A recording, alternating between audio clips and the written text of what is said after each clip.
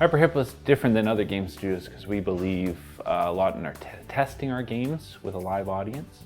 I'm a strong believer in the lean startup method, which is when we apply it to game design. So when we build a game, we put it out there in front of an audience, and then we test it, get some feedback, get some actual information, and then we have to make a decision. Do we pivot the game?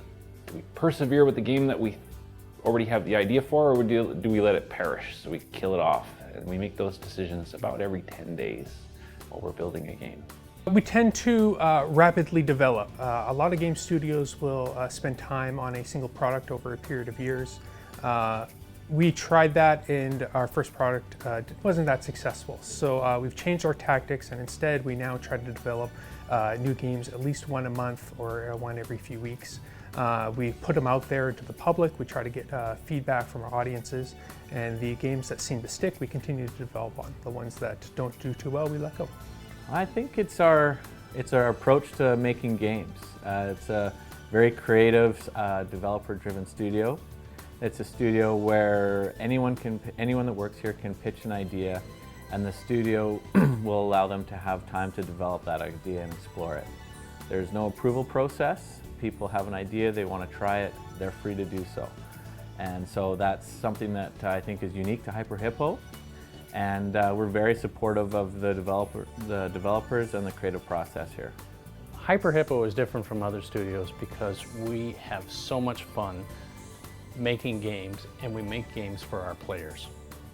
AdVenture Capitalist was pitched as a progress bar game, and essentially it's an idle game where you're tapping on different components in the game, progress bars, and every time the progress bar finishes, you earn money, and you use that money to invest in other businesses, and you just keep going. And you can't lose. It's just constant progression, and you just make more money.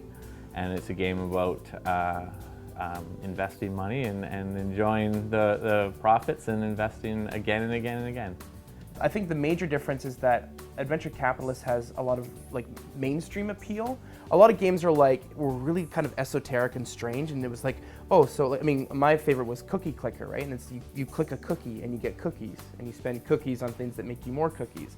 And that's about as mainstream as it was getting. It was like, okay, but as appealing as cookies are, I think everyone has kind of a personal dream about what would happen if they had all this wealth. And so I kind of tapped into that and was like, hey, this game is about money, and it's got like a 1950s optimism about laissez-faire capitalism, and so that's the kind of the route that we went, and it really struck a chord. It's popular from kids to adults, and that's kind of like that dream arrangement for a game designer.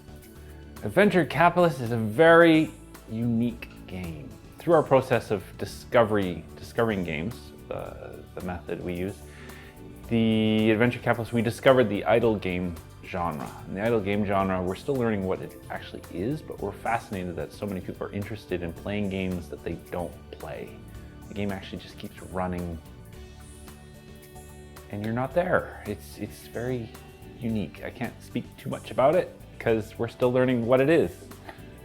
Today we have PlayFab handling our receipt validation for iOS and Android purchases. We will shortly be adding support for our event planets, which is a new feature coming for AdVenture Capitalist. This is going to be server-driven events that are going to happen in the game on a monthly or bi-monthly basis. PlayFab allows us to add live updates to the game without releasing new versions. In an industry that is expensive to develop in the first place, that before you ever endeavor building something yourself, you want to look around and see if there's other great partners that are already doing what you need, but probably are in a better position to do it better than you, or faster than you, or have more range of support of different partners that they can reach out to if you hit a roadblock.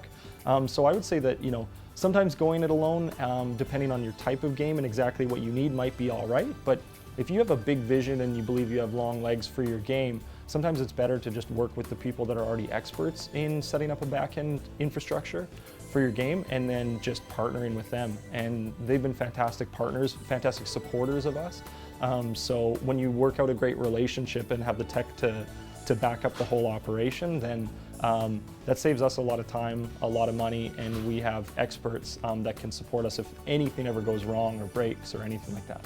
We recommend working with PlayFab because the team at PlayFab has been exceptional in working together with our team. They care about what we're involved with, and they work with us every day to make sure our game is a success.